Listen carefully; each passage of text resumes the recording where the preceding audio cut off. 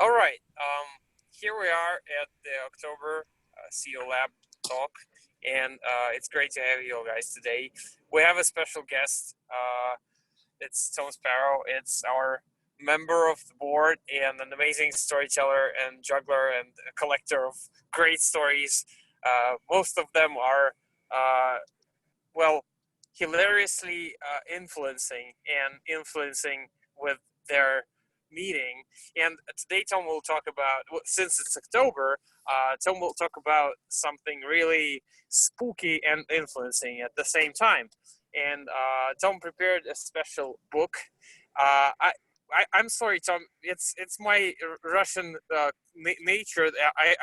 I'm afraid I'm not the one to say this name out loud. So can you please name your book so I don't make a fatal mistake here, and tell us about it? Sure. Thanks, Artem.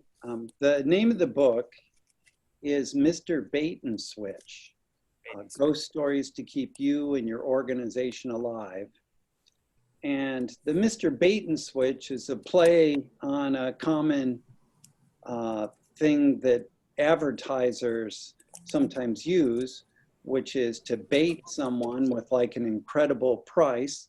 Like one time we were going to buy a pool table, and a local place was advertising regulation pool tables for $350. And we thought, wow, we want to get a pool table for our kids. And we went in and they were showing us all these pool tables, and they're really beautiful. And I said, how much are they? And they're like, well, this one's $2,700. Whoa. This one's, oh my God, 1,000. This one's 1,500. I said, well, what about the $350 one?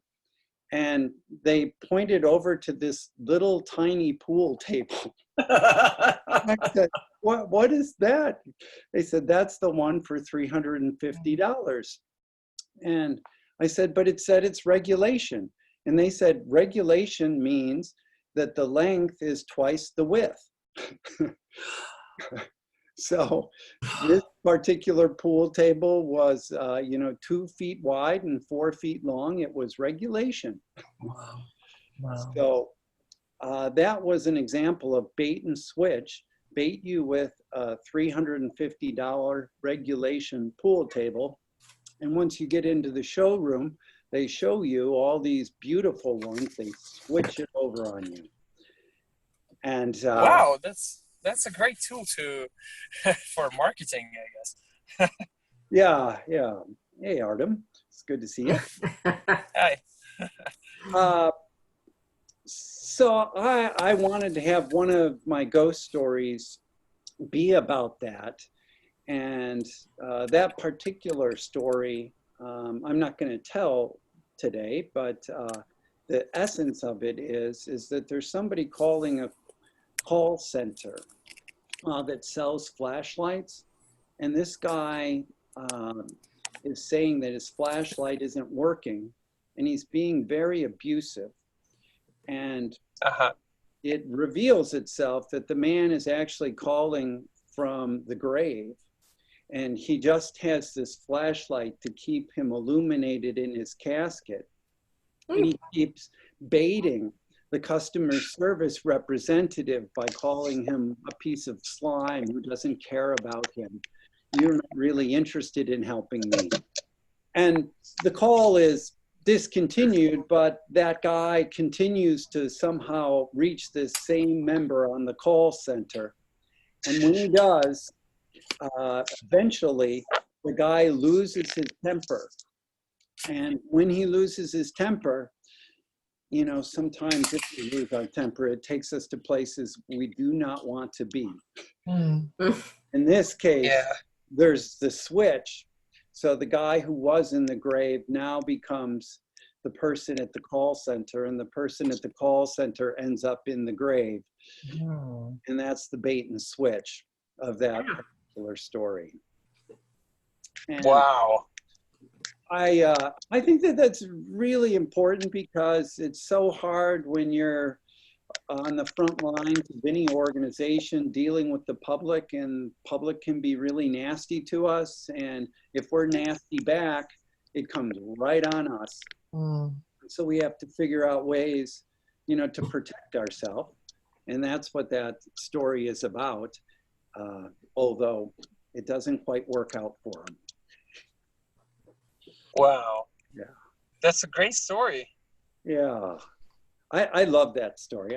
I love all the stories in the book. The book has 26 original fictional stories. But I want to say something about my interest in ghost stories, how I think that they're relevant to organizational values, and also just personal development. And years ago, Geraldine, my wife, was on the call today. We were at the National Storytelling Festival, and we were listening to a woman, Brenda Wong Yayoki, and she tells these amazing stories, and one of the things she tells is Japanese ghost stories. And I used to think when I was growing up that ghost stories were really just about fear. But I came to realize that there's also these deep values that are embedded in ghost stories. And Brenda's particular story that struck me was about this man who had a girlfriend who was very poor.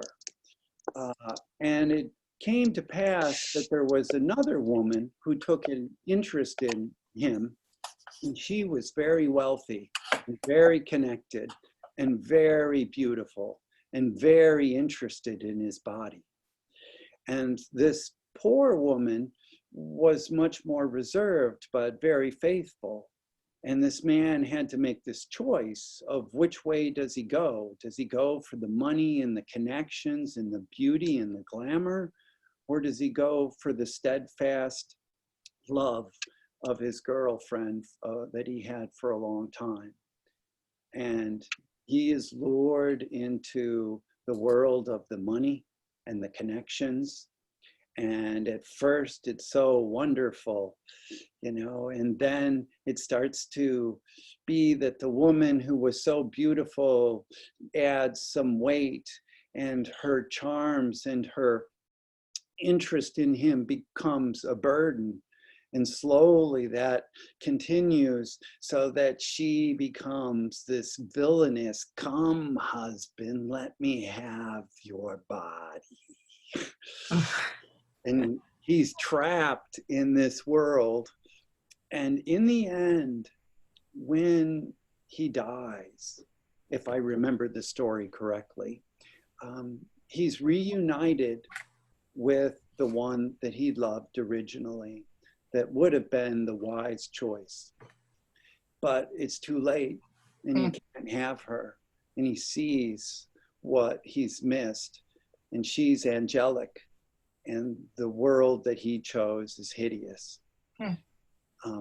And that story just felt like so powerful to me. In my own life, in my own career, I've had choices of what do I do? Do I perform at this place that has almost no money but a great need?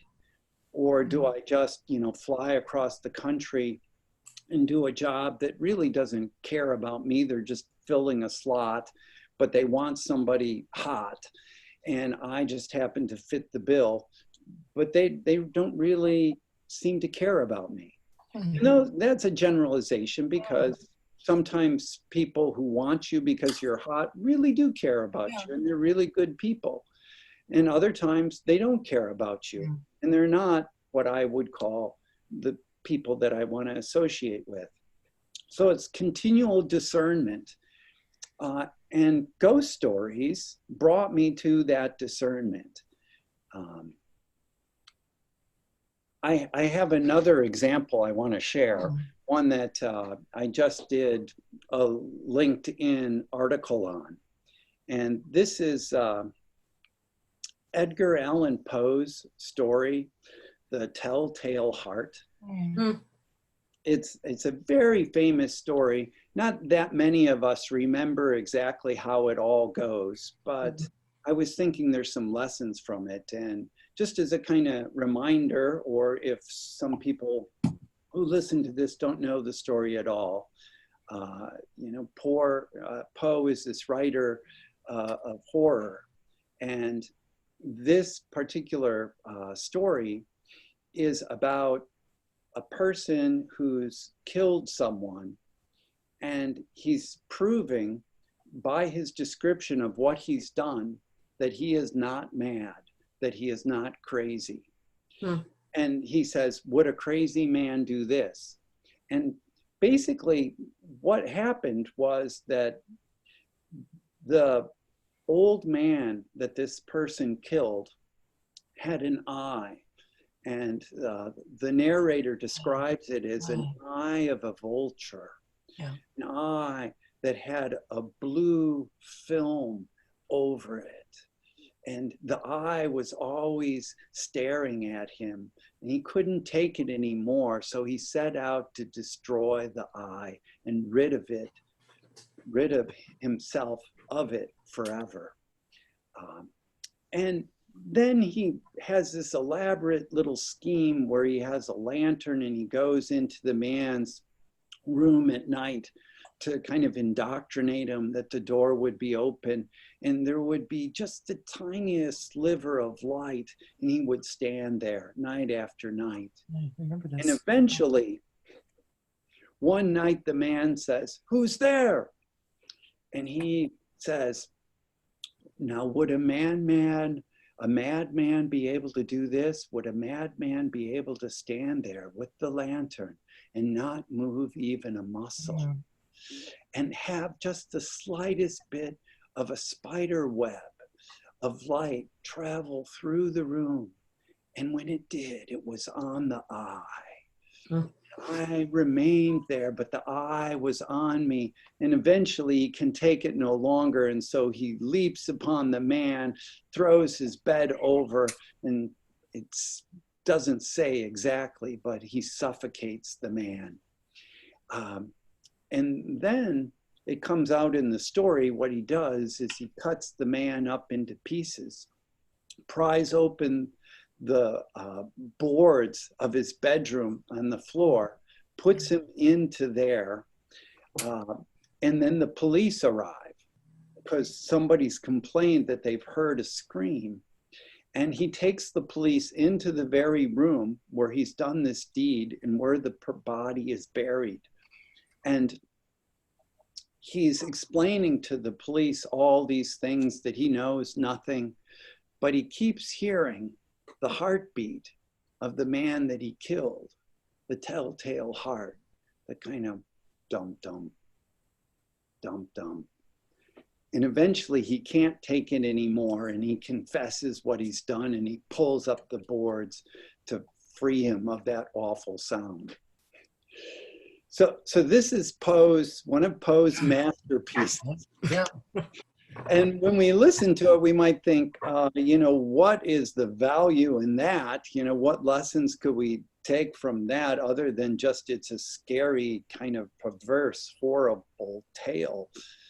But I was thinking, there's some guides in here to keep us from being crazy. And the very first one, and I know that this is really important for people at work, is to not let little things build up to the point where they drive you crazy. And we have an expression, I don't know if you have this in Russian, Artem, but it's our pet peeves, the things that really get our goat. And when we have a pet peeve, which could be like, somebody comes out of the washroom and their hands are wet and they want to shake your hands. And it could be, they just washed their hands and they didn't get them thoroughly dried. But if somebody has a pet peeve like this, if they start focusing on it so that they're always thinking about this, And it could be any little thing. It could be somebody who wears their hair in a certain way, and somebody thinks, I hate the way they wear their hair. Boy, it's driving me crazy the way they wear their hair. I can't stand it when they're in the room when their hair looks like that. Why did they do that? They're attacking me. They're trying to get at me. They're wearing their hair like that because they want me to break my concentration. Gosh, they come into the room with that hair. And this is the point I see in the story, is that these little things, such as somebody has an eye that bothers you, can build up. And if we don't just acknowledge it and let it go, it can really drive us crazy. Another point, there's more than this, but just one other that I want to mention, which is that sometimes if we do something that we feel we should not have done, it sticks with us. I mean, there's psychological surveys on this of the good things and the bad things of our life, and the bad things have a capacity to stick more than the good things. And when we think, you know, that we're safe because no one saw us, that's never correct, because someone always saw, and this someone is you.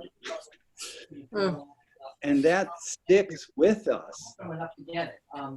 So we can't get away from that.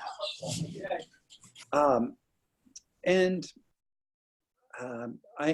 the story of the Telltale Heart, you know, this murderer thinks that he's done the perfect crime. And he even invites the police into the very room where he did the crime. And he puts his stool over the very boards where he's hidden the body, because he's so sure of himself. But he can't get away from those negative feelings that keep coming at him. And then he keeps hearing this heart, and the heartbeat is his downfall. And I think that that's a great organizational lesson, that, you know, you can't get away with anything, because it will be on your mind and your heart for the rest of your life. You can't sweep things under the rug, because they're stuck in our minds and our heart. And the way to be is that we have to be honest, and we have to be authentic. And if we're not, it's going to be trouble for us, because those things stick with us more than the things that are on the positive end. So that's a little context of how I see ghost stories fitting into organizational values and discussion. And we could pause for a second to see if there's any questions. I'm unmuting. You are. Unmuting. Yeah. I'm not. Oh, I got everybody. Wait, sorry, Daryl. I've unmuted. Why is your wife not unmuted? Don't worry about her. Who? What wife? She will unmute Oh, her. there she is. Oh, you're going to pay for that My one. wife had muted herself earlier, so. Oh, okay. Because I usually have battle of the mute buttons during these calls. Oh, very good. Yeah, I wanted to know how you came to decide to work with ghost stories. Was there any pivotal moment that you learned one and it made a difference, or it just worked for you in a session? Like your backstory of. Yeah. The backstory of where this came from. So I've thought a lot about it since then. But when I was part of this group, the Storytelling and Organization group, one day I was thinking, do I have anything original to add to the story? To the kind of body of applied storytelling work. And it occurred to me that I was always interested in ghost stories. And if you go to a festival, the ghost stories have a huge following.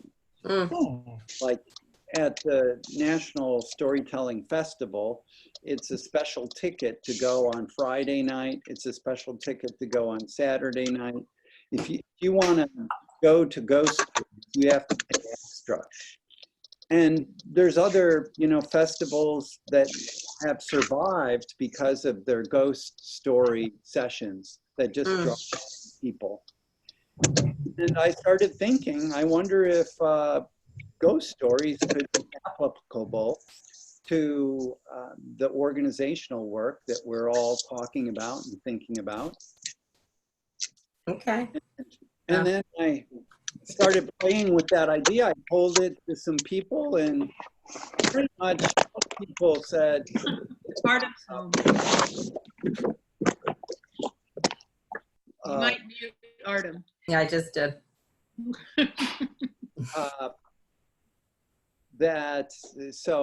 What I got when I told people about this idea of doing like organizational values in ghost stories, people didn't really get it. And wondered, well, how would that be? Or what are you really talking about?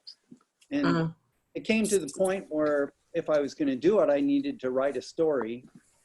And I was camping in July with my brother. And we were talking about this. I woke up one morning and I just wrote the first story.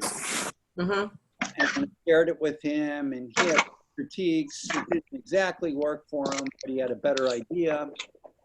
And I just kind of let that sit. But a couple of months later, in September, I had quite a lot of time on my hands, and I just decided to try to write a story every day for a month. Wow. And I created 26 stories in that month. And then I wasn't sure what to do with them, and I actually had some doubts about the project and how much work it would take to edit them. And I knew they needed a lot of editing. So I kind of sat for a year, and then I got the inspiration to continue with it. And I spent 2 years editing the project, and I did one story per month. And Tricia and Jules, I think you got many of those stories. I sent them out, and people critiqued those. And then I put the whole book together, and people critiqued the book as well. And I made a bunch more changes. And lo and behold, 4 years later, Wow. Wow. I have the book. And ebook, it's a paperback book. And we're working on recording it to make it an audio book. Oh, that'd be cool. Yeah. Yeah.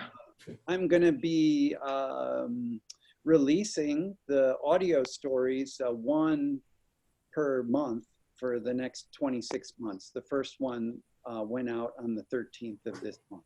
Oh, wonderful. Great. I would love to hear the audio version, because I mean, when you were reading, Edgar Poe was sitting in the car, and I was trying not to look behind my back every time you said like duk, duk, duk, duk. That was creepy. I mean, I love it. Tom, I have a question for you actually. I know it's maybe it's a Russian temper, but we are a bit skeptical about using non-business-like stories in business. So my question would be, is there any way to soften this impact on those people who are like, what ghost story? How do I relate to it? Like if it's a salesperson or a leader who is like strict in his ways and stuff. So is there any way to like soften it up? Or, I think the right context is hugely important. And I'm not a consultant. I don't go into organizations and train people on how to do storytelling. I'm a performer more. So if a company is having, for instance, a wellness day, you know, where they're thinking about what are the ways that we can improve our health and our perspective on life and find that balance between our work life and our personal life, then there could be a session. You know, some people are going to yoga, some people are going to a massage class, some people are going to contemplation, and some people might come to a session on ghost storytelling with values. And if there's something like that that's going on, then you get willing participants. Other than that, it can also be, you know, the company has like a quarterly meeting maybe, or a monthly meeting, and there's a 90-minute program that they bring in a special guest to talk. And the stories, I think, speak for themselves. Well, that's true. And so if you talk about, is there value or is there not value, people are going to be very opinionated and some people aren't going to be swayed. If you don't talk about it and you just share it, then people have the experience with it. And something that's really important to me is not only sharing the stories, but talking about what the stories mean to me, and how the story might be a reflection of my own life or my own career in some way. And when you open up kind of these two parts, one, what is the story about? What struck me about this story? What do I think the value of this story is? That's the first part, all about the story. And then the second part is, how is this story a reflection of my life? You know, what in this story reminds me of something that's actually happened to me? And That's interesting. in that way, I call that generative storytelling, so that the story generates conversation, insight, and reflection. That's why I wrote the stories, not just to have the stories, but to have that.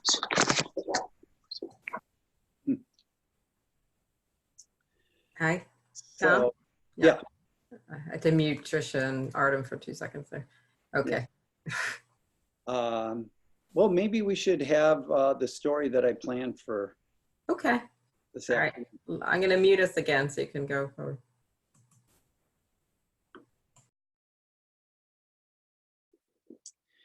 And this story is entitled Bridge. Blake Toohey stepped on to the haunted bridge, which was really a covered pedestrian walkway that went from marketing all the way to the manufacturing building. And it spanned about 100 yards. And as it did, there were tinted glass windows all along the way, and there were pipes and tubes and wires that ran the length of it. Now, Blake did not believe in ghosts, but when he stepped onto that bridge, he had to admit to himself that there was something eerie about the place. Maybe it was the late afternoon sun coming through the tinted windows, but he wondered if he would see the lady. People had said that there was a lady that would sometimes appear to people on that bridge and show them things they did not want to see. Blake walked quickly as he was crossing the bridge. He was also apprehensive about what he had to tell the marketing message to the manufacturing people. Once a month or so, somebody from marketing would go to the manufacturing plant. They could have just sent an email with the projections on sales for the next month, but Blake's boss thought it was best to actually go and have the people hear it personally from one of the staff. And Blake got to the other end of the bridge and he opened up the wooden door and went through it into the manufacturing plant. And a few minutes later, he was meeting with the supervisor of manufacturing, and he told them the numbers, and they looked at the sheets together. And the plant manager said, you know, these numbers are unrealistic. We just don't have the manpower to do this kind of volume. And Blake said, look, I have my job and you have your job. My job is to make sure that we take advantage of advertising opportunities so we can sell as much product as possible. And we have some great opportunities this month that have just come up, and we have to make hay while the sun is shining. And you have to do your job. You have to make the product that we're selling. That's your job. End of discussion. And as Blake was walking back toward the marketing building, about to step onto the bridge again, he was thinking to himself why some people didn't understand how the business worked. I mean, couldn't they be excited about accelerated production? It meant overtime. It meant that they could hire some additional staff. Why were they dejected? Why were they always saying comments that weren't positive? He opened up the door and stepped it onto the bridge, and he saw that there was a woman in coveralls up ahead. And as he approached her, she said to him, "You have no idea." And he wondered, could this be the lady? He passed her, but just as soon as he passed her, a few feet ahead, he saw her again. He turned around to look, she was gone, but now she was clearly in front of him. And as he approached again, she said, "You have no idea." And Blake said, "What? What do I have no idea about?" And she said, "Nothing," but she shook her head in disgust, and she walked away. And as she walked away, Blake saw that he could see through her. And a jolt of fear went through him as he thought, this is her. I'm having the experience right now. And the woman did not stop, and she went to a large metal wheel and she began to crank it, turning it. And then there was the sound of steam.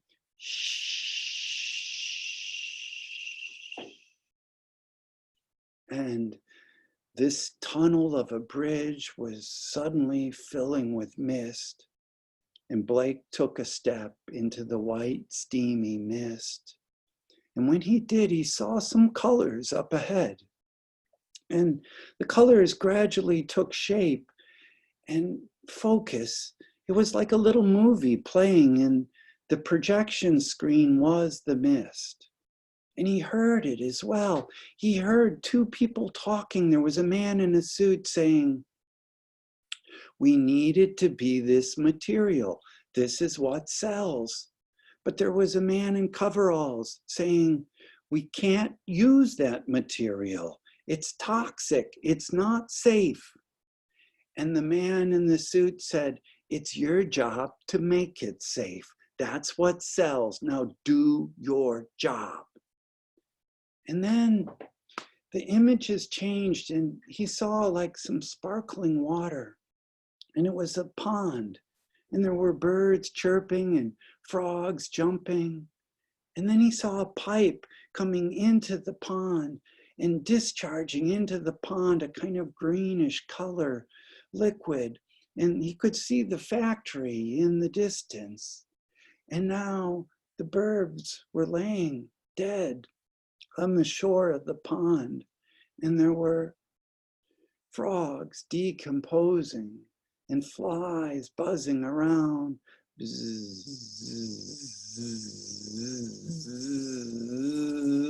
And it got louder and louder, and then it stopped. And there was this moment of silence, and then the image shifted again, and he heard an organ playing a sad song, and he heard people crying and weeping and crying. And then he saw a casket that was closed, and then it all disappeared. And all he could see was the white mist all around him. He made his way, Blake, over to the edge of the bridge, and he looked through the tinted windows down to the street below. He needed to get off that bridge. He took a step and he looked down at his feet, but he couldn't see his feet, for now the mist was too thick. But he continued to walk, and then he heard the voice, "You have no idea. We've seen your kind before." And now, once again, he saw two men talking, and while they were talking, one in a suit and the other in coveralls, the man in the suit was saying, "Our quarterly earnings depend on this. You have to make the product." And the man in the coveralls was saying, "But we don't have the manpower. It's just not safe to push our people that hard." The man said, "Quarterly earnings are what pay your salary. They're what pay my salary. We have to make our numbers. Find a way." And then the image shifted again, and there was this scene of containers falling down a sorting wall. One container after another container, but one container was stuck. It wasn't able to go. And a person made their way down to that point and freed the container. But it was a woman, and she lost her balance, and she screamed, she cried out. She was tumbling now. She was going down the sorting wall. She hit a pole and then another pole. And then she landed at the conveyor belt, and she was wedged in between the pole and the belt. And a stream of red began to flow from her. And Blake fell to his knees, and he was nearly sick. And he began to crawl, and he crawled right into a pair of boots. And when he looked up, he saw the woman, this lady looking right at him, his eyes and her eyes looking, and from her eyes came droplets of blood moving down her cheek and her chin, and then dropping down her shirt, her pants, and then pooling on her boots. And then she was gone, but Blake was now sick. And he lay on the floor of the bridge, and he got the strength to continue to shuffle his way, scoot his way toward the door. He had to make it to the door, but he saw another image, and in this image he saw someone lying down crying, "Help, help me, help." And this image took shape, and he saw that the person asking for help was himself. And then he saw this image of the meeting he had just had, where he was saying, "I have my job and you have your job. Do your job. End of discussion." And in that moment, he saw that he was not only seeing himself, but he was seeing the bleak history of his successful company. He knew that there were lawsuit payouts. He knew that there were manufacturing deaths. He knew that there were chemical spills. And now the steam intensified, and it was burning his hands. It was burning his face. He was scooting his way through a nightmare, a scalding nightmare. But finally he reached the door, and he got up and he pulled the handle. He pulled the handle of the door, but it wouldn't open. He pounded on the door. He pounded. No one came, and he lost his strength, and he fell down back onto the floor. And in the steam, the scalding steam, he curled himself up into a ball, and he lay there helpless. And then he saw those boots once again. And he looked up, and there was the lady. And she pushed her face right next to his and said, now you're starting to get an idea of the other side.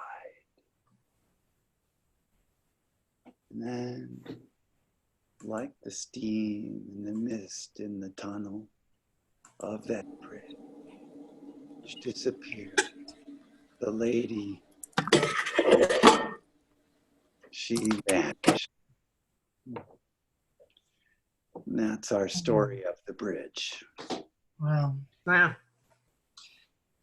Tom, you tell that story so incredibly well. I mean, I love the story, but your delivery is Mm-hmm. so powerful. So powerful. Because I've read the story in the book, but to hear you say it, and I didn't know how long it was. I didn't care, but it was a few minutes long, wasn't it? Yeah, it's maybe 14 minutes, 12 minutes. Is it? Oh, I would never have guessed that. Yeah. I was going to say like minutes. Okay. Wow.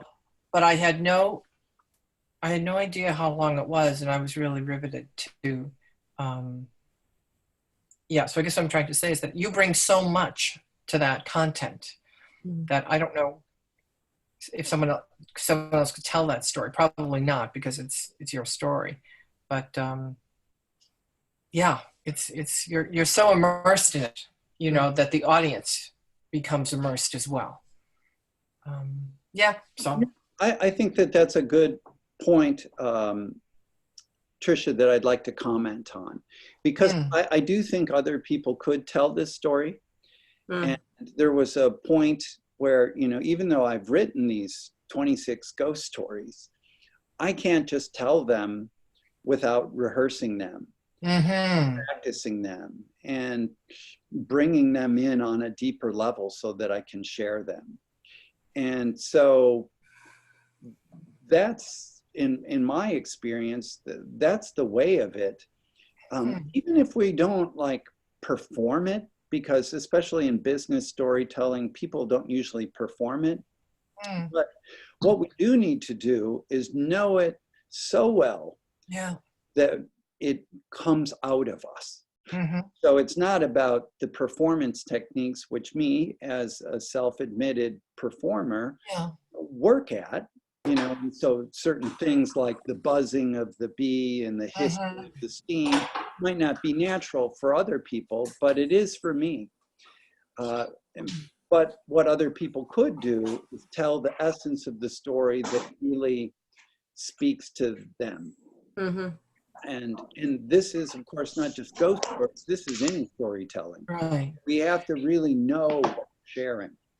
And Could I ask a follow-up question then on that, and then I'll move on for other people? But I'm curious, Tom, as to did you have any notes in front of you? And if not, if you're doing that from memory, because you said you've learned it so well, could you say just a word about your technique, about how you got from your first rendition of that story to where you are today, where it appears very fresh and very new, and yet maybe talk a little bit about your preparation to get from A to Z to where you are today.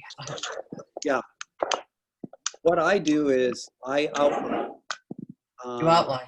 Okay. And that's just what works for me very well. Right now, when I just shared the story, I didn't have any notes. I know that story now.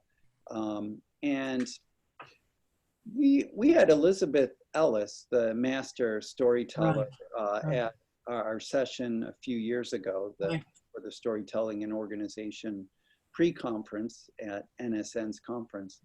And she has a technique of storyboarding. Storyboarding. The different scenes of your story. And I sometimes do that as well. But I'm just a kind of outline person. And so I'll have, for me, you know, the first part is Blake goes on to the bridge, Bridge. you know, and description of the bridge, and a little bit about the history of the ghost of the bridge, and his apprehension about the story, his apprehension about talking to the manufacturing people. And then the next scene is the manufacturing, Yeah. and then the next scene is going back, and then there's these three like little movies that happen in the mist. So I need to know those and the transitions in them. But Thank you. That's really helpful. That's really helpful. Thank you. Yeah. As I think through the story, you know, the scenes just follow from each other. And I kind of try to see it as I tell it. Right. Feel it. we have about, it's 3:53 here, so we have a few more minutes if you want to say, anybody wants to ask another question or make any announcements for, I was going to say next semester, oh my gosh, next month, to the next story. And say thank you, Tom. I think you can make it like the story you had, like little movies, as you said, and then you have the choice because you have natural breaks in each story that if you had a group that you said, I only have time for one of those vignettes, it's still really impactful. Right. And you could just go with one of them to make the point. I mean, I think it's a great analogy because I would always refer to the back credenza in my office when I was in various businesses as like a graveyard of all the PowerPoints ideas gone bad. Or you get the job and you have these great ideas and you realize somebody else has had them too, and you're trying to find out like where the ghosts are, like why were they not brought to life, or why did they very unfortunate death. So there's for your next series. I'll offer that up to you to work on that one. Where the ghosts are, hashtag where the ghosts are. Yeah, love it. Yeah. Artem, you look like you wanted to say something there. I know I had No, I'm just appreciating because I got to my home and it was you really made my ride back a pleasure, Tom, because the stories are really interesting and a bit scary. And yeah, I'm a tough guy, but they are scary. And you know, when I got home, I had two experiences. I gave one of my earphones to my wife, and she said, your voice is amazing in a way like you're a professional speaker or something. And I had the second instance. I was in the kitchen and I got my other headphones stuck and it just boop, out of my ear. And at that moment I was like, oh my God, I want to know what's next. I want to know what's next. And I hate it because I didn't miss it. I didn't miss it because you spent a lot of time describing the scene, and I didn't miss the action. So just thank you so much for the experience. That was amazing. You're very welcome. And I would like to say though that what I'm doing right here, you don't have to be a great storyteller to do. And after telling a story like that, or letting people read a story like that, the question of, you know, what is that story about for you, or what's the lesson of that story? I think it's very rich. And if we were to go around, people get different things out of it, and each is valid. And for me, I'll just say, because we don't have a whole lot of time, but for me, it's all about communication and it being a two-way street. You know, and here you have this bridge of marketing going to manufacturing and telling them what they want to do. And companies are well aware of this. They don't want to have silo mentality. They're trying to always make things work, and they're never going to want to, you know, thrust more work on than a particular team can handle. But even though they know all that, if you ask the question, how many times have you in your career experienced not being heard? Many of somebody just told you to do something that you like you had no choice in, and you had insights into why something else should be considered, but those insights were not sought, You didn't get to speak. You just had to do what you were told. Mm-hmm. You know, and that becomes a very rich conversation. If you're going to be a healthy learning organization, how can you learn from those situations, and how can you open those channels, and how can people realize, well, sometimes we just have to have a leader and go with that.